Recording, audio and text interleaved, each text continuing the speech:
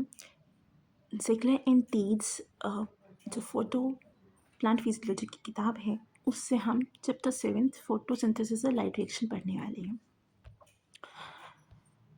इसमें स्टार्ट करते हैं। स्टार्टिंग में सिर्फ उसकी जो स्टार्टिंग दी इंट्रोडक्शन दिया हुआ है तो देख लेते हैं। Life on the earth ultimately depends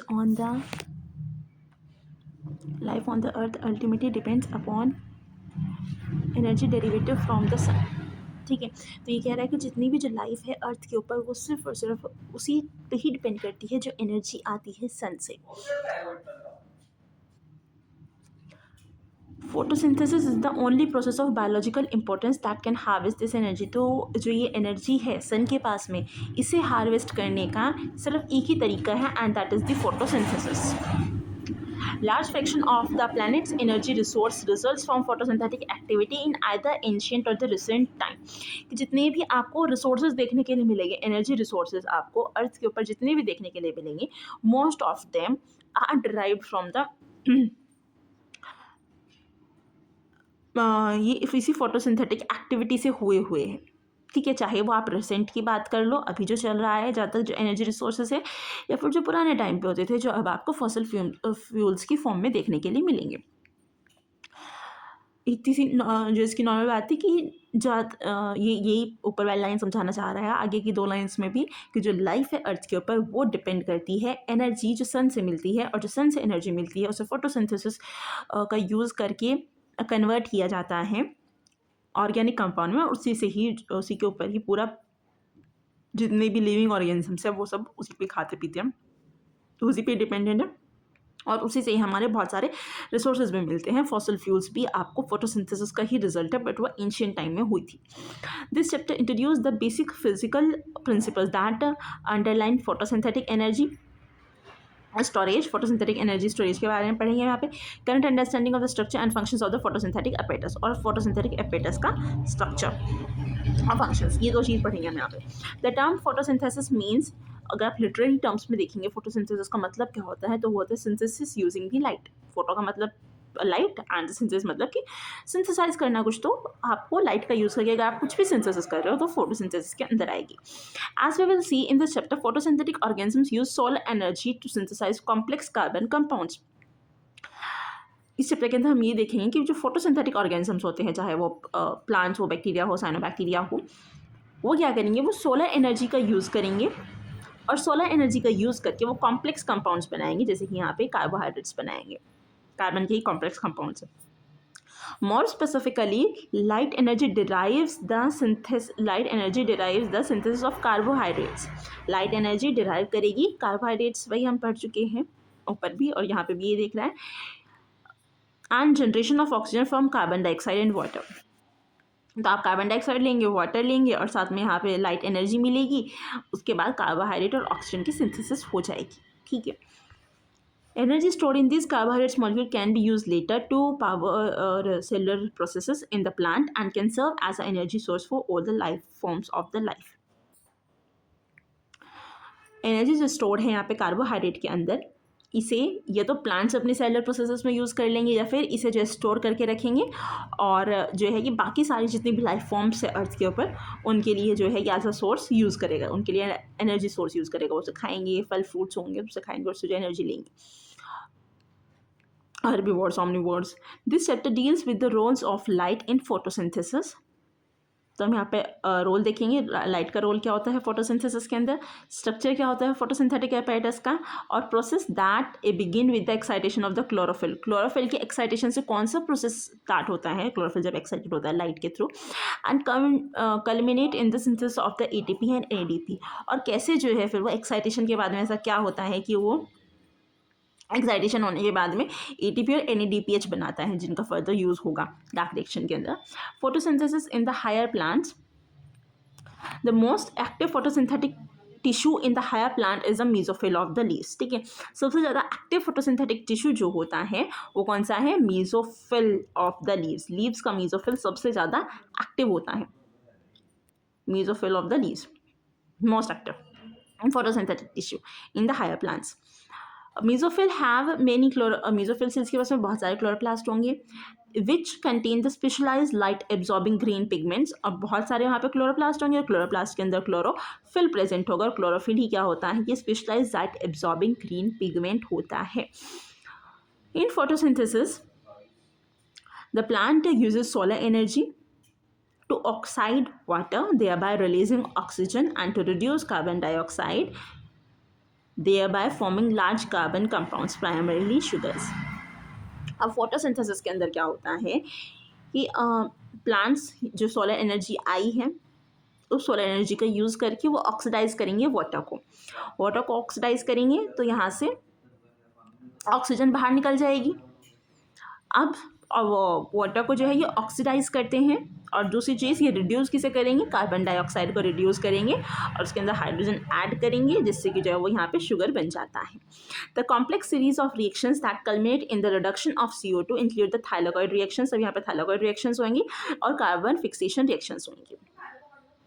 यही दो मेन प्रोसेस होते हैं इसे फिक्स करने के लिए, इसे रिड्यूस करने के लिए CO2 को। थाइलाकॉइड रिएक्शंस, तो यहाँ पे अब तक हमने इस वाले टॉपिक के अंदर यही था कि जो सबसे ज़्यादा फोटोसिंथेटिकली एक्टिव रीजन होता है प्लांट्स के अंदर वो मेसोफिल लीव्स है। मेसोफिल एक्टिव क्यों होता है, क्योंकि उसके पास में बहुत सारा क्लोरोप्लास्ट होता है और क्लोरोप्लास्ट के अंदर क्लोरोफिल होते हैं। क्लोरोफिल ही क्या होता है, लाइट एब्जॉर्बिंग ग्रीन पिगमेंट होता है। अब जब उसने लाइट को एब्जॉर्ब कर लिया है, अब उस लाइट का यूज़ करके हाइड्रोजन को जो है ऑक्सीडाइज किया जाता है जिससे कि ऑक्सीजन बनती है और उसे बाहर सिक्रेट कर दिया जाता है, मतलब बाहर रिलीज़ कर दिया जाता है एनवायरनमेंट के अंदर। और दूसरी चीज़ बचती है यहाँ पे अब CO2। इस CO2 को हम रिड्यूस करेंगे और सिर्फ रिड्यूस करने के लिए दो स्टेप्स, रिड्यूस करके इसे शुगर में कन्वर्ट कर दिया जाएगा और उसके दो स्टेप्स होते हैं मेनली। एक होती है थाइलाकॉइड रिएक्शन और एक होती है कार्बन फिक्सेशन रिएक्शंस। तो अब हम थाइलाकॉइड रिएक्शंस के बारे में पढ़ते हैं। Thylakoid reaction the photosynthesis takes place in the specialized internal membranes of the chloroplast called the thylakoids. जो थाइलाकॉइड रिएक्शंस जिसका हम नाम ले रहे हैं, थाइलाकॉइड रिएक्शंस एक स्पेशलाइज्ड इंटरनल मेम्ब्रेन्स में होती है, मतलब थाइलाकॉइड्स के अंदर होती है बेसिकली। और थाइलाकॉइड्स क्या होती है, ये इंटरनल मेम्ब्रेन होती है क्लोरोप्लास्ट के अंदर। अभी यहाँ पे चलिए,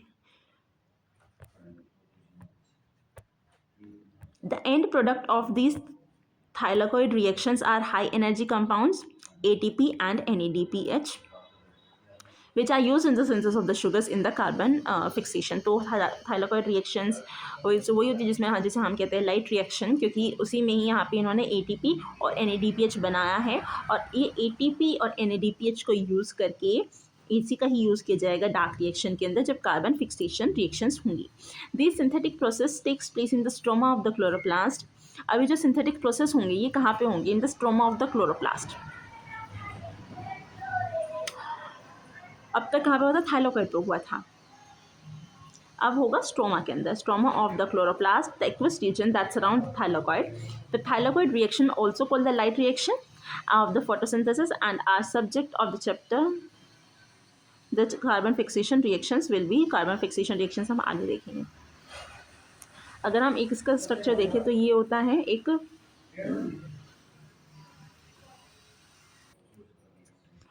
हम बना के देखते हैं यहाँ पे कार्बन का स्ट्रक्चर, सॉरी क्लोरोप्लास्ट का ये है, ये इसकी इनर मेम्ब्रेन्स होंगी, सॉरी तो माइटोकॉन्ड्रिया बना रही, ये डबल मेम्ब्रेनस होता है।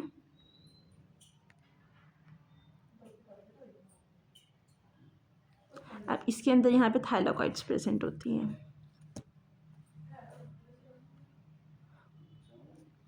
तो ये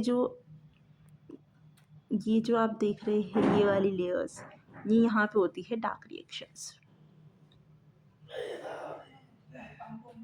और ये वाला जो बीच का बचा हुआ लिक्विड एक्वस पोर्शन होता है ये होता है यहाँ पे स्ट्रोमा, यहाँ पे होती है dark reaction. In the chloroplast, light energy is converted into chemical energy by two different functional units called the photosystems। Chloroplast के अंदर जो लाइट एनर्जी है उसे कन्वर्ट किया जाता है केमिकल एनर्जी की में दो different by two different functional units. दो functional units होती हैं, उन्हें बोलते हैं photosystem, photosystem 1 and photosystem 2. The absorbed light energy is used to power the transfer of electrons through a series of compound that the absorbed light energy is used to power the transfer of electrons. यहाँ से transfer of electrons होगा through the series of compounds that act as electron donor and electron acceptor. The majority of electrons are extracted from H2O, which is oxidized to O2 and ultimately reduced NADP to NADPH. Light energy is also used to generate a proton motive force across the thylakoid membrane. This protein motive force is used to synthesize ATP. अब यहाँ से हम दो चीज़ पढ़ते हैं कि एक ATP बनेगी, एक NADPH बनेगा. अब ये ATP तो कैसे बनती है, यहाँ से प्रोटीन मोटिव फोर्स जनरेट करके थाइलाकोइड मेम्ब्रेन के अक्रॉस प्रोटीन मोटिव फोर्स को जनरेट किया जाएगा, वहाँ से बनती है ATP. अब ये NADPH कैसे बनता है, आपने लिया था एक हाइड्रोजन, ठीक है, सॉरी वाटर, और वाटर को आप जो है यहाँ से स्प्लिट करेंगे, इससे आप इलेक्ट्रॉन्स एक्सट्रैक्ट करते हैं. अब वो इलेक्ट्रॉन्स जो होंगे वो या हाइड्रोजन ही ऑक्सीजन की फॉर्मेशन करता है और NADP को जो रिड्यूस करके NADPH बनाता है. और यहाँ से इलेक्ट्रॉन्स का जो ये एब्जॉर्ब एनर्जी हुई है उससे इलेक्ट्रॉन्स ट्रांसफ़र होते जाते हैं दूसरे दूसरे कंपाउंड्स में, और वो सारे कंपाउंड जो होते हैं वो इलेक्ट्रॉन डोनर की तरह काम करते हैं और इलेक्ट्रॉन एक्सेप्टर्स की तरह.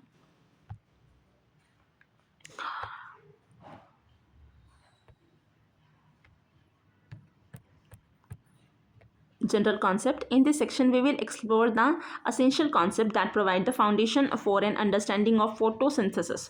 This concept include the nature of the light, the properties of pigment and the various role of pigments. Light has characteristic of both a particle and a wave. बचपन में क्लास में पढ़ा है कि light के पास में दोनों पार्टिकल्स कैरेक्टर्स होते हैं, पार्टिकल लाइक भी और वेव लाइक भी, जिसमें भी वही कह रहा है. Terms of physics in the early 20th century was the realization that the light has properties of both particles and waves. The wave is characterized by a wavelength. Wave की एक wavelength होती है जिसे हम lambda से denote करते हैं, which is the distance between the successive wave crests. तो जैसे अगर ये बना रहे हैं आप, तो ये यहाँ से दो सक्सेसिव crest के बीच की जो डिस्टेंस होगी उसी को यहाँ पे lambda बोलते हैं, वही वेवलेंथ होती है. The frequency represent by the, अब म्यू से जो है हम फ्रीक्वेंसी को रिप्रेजेंट करते हैं, is the number of wave crest that passes and observation a given time. आप गिवन टाइम में कितनी क्रेस्ट पास हो रहे हैं उसी को या फ्रीक्वेंसी बोलते हैं. जनरली हम इसे एक सेकंड में चेक कर लेते हैं. A simple equation relates to the wavelength, the frequency and the speed. तो एक अगर आप इक्वेशन की बात करें तो C is equals to lambda mu जो होते हैं, ये आपको एक इक्वेशन देता है लेमडा फ्रीक्वेंसी और स्पीड के बीच में एक रिलेशन, जहाँ पे C क्या होता है, वो होता है यहाँ पे speed of the wave in the present case speed of the light. ठीक है, यहाँ पे हम C की वैल्यू लेते हैं speed of the light. Speed जो कि होता है 3×10⁸ metre per second. The light wave is transfers. जो लाइट वेव्स होती है वो ट्रांसफर्स होती है side to side. Electromagnetic waves होती है, electromagnetic waves in which both the electric and the magnetic fields oscillate perpendicularly to the direction of the propagation of the wave. कि जिस डायरेक्शन में वेव घूम रही है उसके परपेंडिकुलर होती है दोनों ही. ये है यहाँ पे direction of the propagation of wave. ये यहाँ पे मैग्नेटिक है क्योंकि इलेक्ट्रोमैग्नेटिक होता है ना, और ये वाला कंपोनेंट इसका इलेक्ट्रिकल है, और ये इसके परपेंडिकुलर होगा. दोनों ही ये परपेंडिकुलर होंगे डायरेक्शन ऑफ प्रोपगेशन के.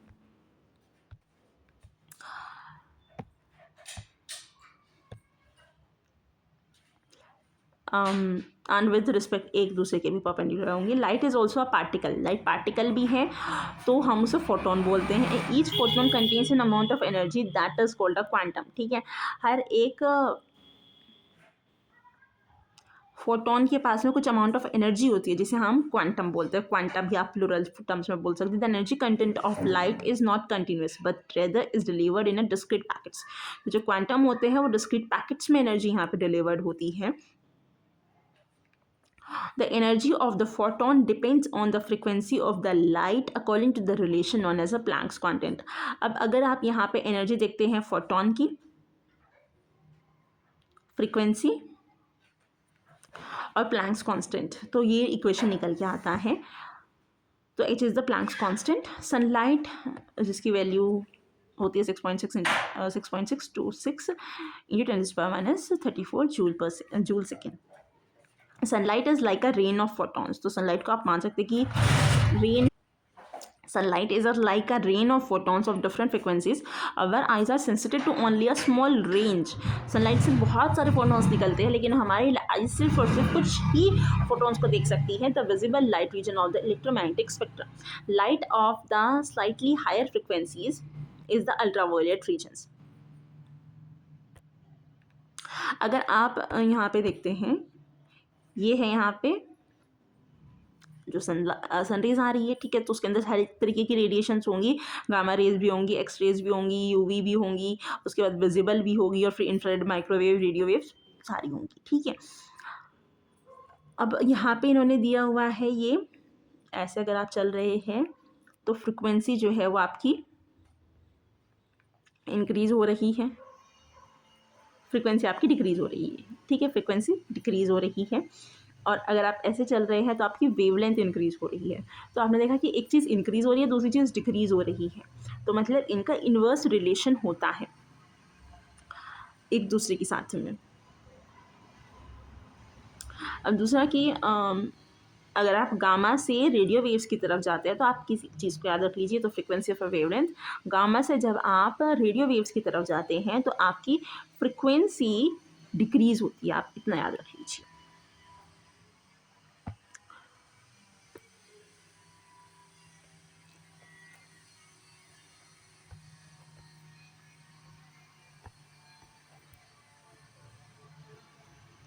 This light is the slightly higher frequencies in the ultraviolet regions of the spectrum. The light is of slightly lower frequencies is in the infrared rays. अगर आप lower frequency की बात करेंगे, इसमें भी वही बताया हुआ कि लोअर फ्रिक्वेंसी आपको देखने के लिए मिलती है इंफ्रारेड रीजन के अंदर, और the output of the sun is shown in 7.3. ये 7.3 के अंदर जो आउटपुट होगा एब्जॉर्प्शन का वो कैसा होगा, एब्जॉर्प्शन ऑफ क्लोरोफिल, ये सोलर आउटपुट है भाई, ठीक है। और ये क्या है, energy at the earth surface, जो अर्थ सरफेस पे आती है, लेकिन ये वो अमाउंट है जो क्लोरोफिल एब्जॉर्ब करता है और इसी पे फिर पूरी दुनिया निर्भर होती है।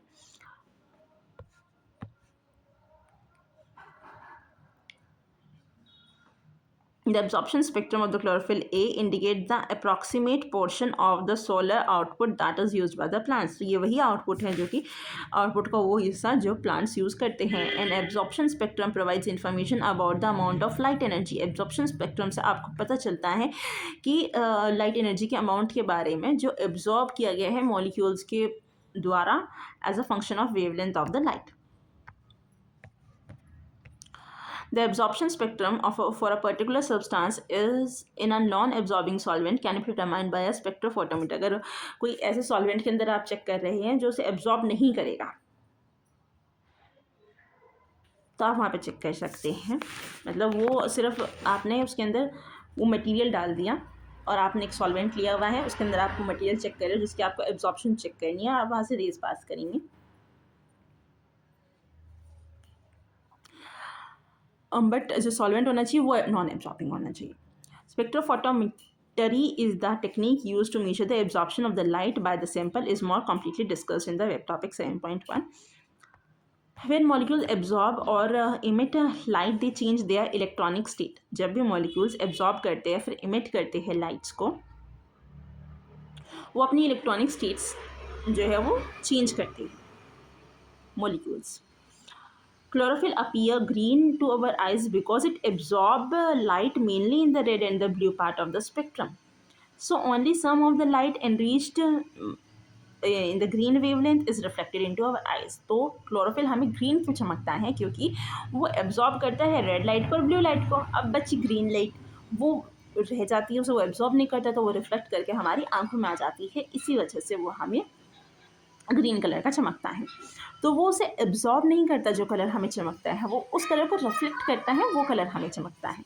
The absorption of light is represented by the equation 7.3। इससे जो आप वो दिखाया गया एब्जॉर्प्शन ऑफ लाइट को अब इसी क्वेश्चन को समझते हैं, in which chlorophyll in its lowest state है, यहाँ पे लोवेस्ट स्टेट में है, और the ground state absorb a photon, इसने फोटोन को एब्जॉर्ब किया and makes a transition of the higher state, और जो ये एक्साइटेड स्टेट में आ गया, तो ये वाला ग्राउंड स्टेट में है, उसने फोटोन को एब्जॉर्ब करके या एनर्जी को एब्जॉर्ब करके, क्योंकि फोटोन क्या है, एनर्जी ही है, तो वो जो है यहाँ पे एक्साइटेड स्टेट्स में आ चुका है। The distribution of electron in the excited molecule is somewhat different from the distribution in the ground state, बिल्कुल डिफरेंट होगा क्योंकि उसके पास में एनर्जी आ चुकी है। अमीर होने पे इंसान का थोड़ा तो बदलाव आता है। Absorption of the blue light exits the chlorophyll to a higher energy state then absorption of the red light. तो जब क्लोरोफिल रेड ब्लू लाइट को एब्जॉर्ब करता है, absorption of blue light excites the chlorophyll to the higher state, blue light को करके ये ज़्यादा higher states पे चला जाता है एज कम्पेयर टू द जब ये रेड लाइट से को एब्जॉर्ब करेगा, because the energy of the photon is higher when their wavelength is shorter, क्योंकि एनर्जी जो होती है वो यहाँ पे ज़्यादा होती है जब वेवलेंथ छोटी होती है। और ये हमने पढ़ा है कि एनर्जी और वेवलेंथ में भी यहाँ पे जो है इन्वर्स रिलेशन होता है। In the higher excited state chlorophyll is extremely unstable, higher excited states के अंदर क्लोरोफिल अनस्टेबल होता है। स्टेबल जो होते हैं ग्राउंड स्टेट में ही स्टेबल होते हैं, एक्साइटेड स्टेट्स में तो जो है वो अनस्टेबल होते हैं, और अगर यहाँ पे और भी ज़्यादा हाई एक्साइटेड स्टेट रहती तो एक्सट्रीमली अनस्टेबल हो जाएगा। It rapidly gives up some of its energy to the surrounding as a heat. ठीक है, अगर कोई बहुत ही ज़्यादा एक्सट्रीमली अनस्टेबल स्टेट में चला गया है तो वो फटाफट से अपनी एनर्जी को रिलीज़ करेगा हीट की फॉर्म में, जिससे कि जो है वो यहाँ पे लोवेस्ट एक्साइटेड स्टेट में आ सके और वो यहाँ पे स्टेबल हो सके। Because of the inherent instability of the excited state any process that capture its light must be extremely rapid.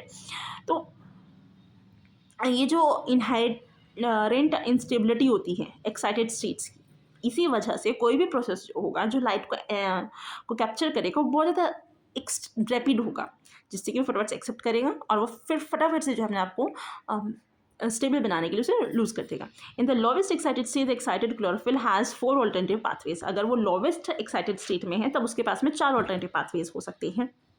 यहाँ पर लोवेस्ट एक्साइटेड स्टेट्स की हम बात कर रहे हैं। डिस्पोज ऑफ करने के लिए अवेलेबल एनर्जी को, the excited chlorophyll can re-emit a photon, ये री इमिट कर सकता है फोटोन का, and thereby return to the ground state. इस प्रोसेस को हम बोलते हैं फ्लोरेसेंस। ये कब होगा, जब वो लोवेस्ट एक्साइटेड स्टेट में था। When it does so the wavelength of the fluorescence is slightly longer, low energy की होंगी तो लॉन्गर होंगी और लो एनर्जी की होंगी।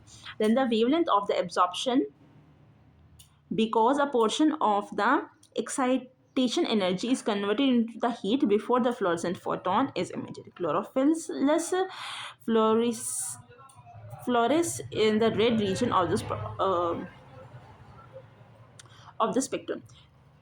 तो यहाँ पे कहा है कि जब उसके पास में एक पाथवे की हम बात कर रहे हैं कि अगर इसने एक्सेप्ट किया और ये फोटोन को दोबारा से जो है ये उसे रीमिट कर देगा फोटोन को, इस प्रोसेस को बोला जाता है फ्लोरेसेंस। ये कब होता है, जब भी ऐसा होगा तो जो वेवलेंथ होती है फ्लोरेसेंस की वो थोड़ी सी लॉन्गर होती है। फ्लोरेसेंस की वेवलेंथ लॉन्गर होगी और उसकी एनर्जी कम होगी। अब एनर्जी कम क्यों होगी, क्योंकि then the wavelength of the absorption, जो उसने एब्जॉर्ब करी थी उससे कम होगी। ऐसा क्यों, क्योंकि कुछ को जो है यहाँ पे हीट की फॉर्म में भी रिलीज करेगा।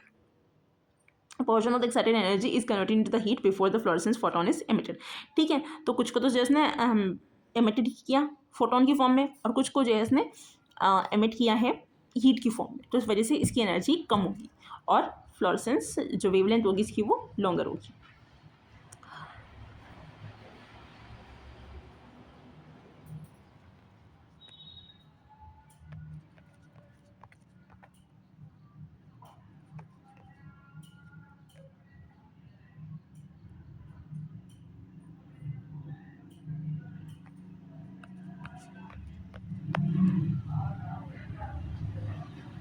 सेकेंड क्या आता है इसके पास में, the excited chlorophyll can return to its ground state by directly converting it excited energy into heat. सारी ही वो है जो हीट में कन्वर्ट करते, कोई फोटोन का एमिशन ना हो।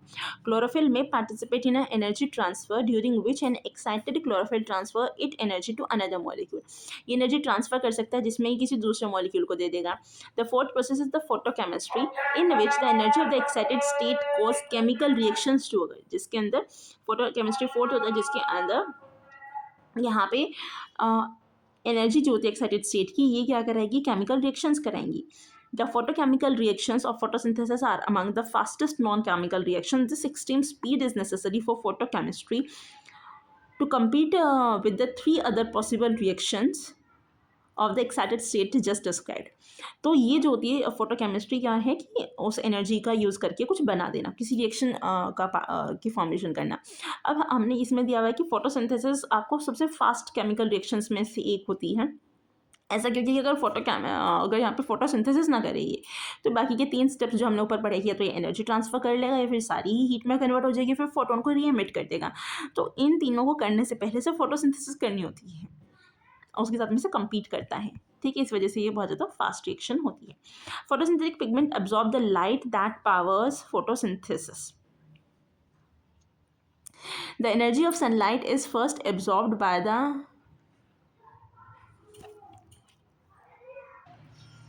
तो इस वाले डायग्राम के अंदर वही दिखाया हुआ है। ये पहले हायर स्टेट में था, ये हायर स्टेट में आ चुका, मतलब इसने लाइट एनर्जी ली, लाइट को absorption of the blue light किया इसने, और ये हायर स्टेट में चला गया। अब ये क्या करेगा, ये हीट को लॉस करेगा और ये उसमें आ जाएगा लो एनर्जी स्टेट,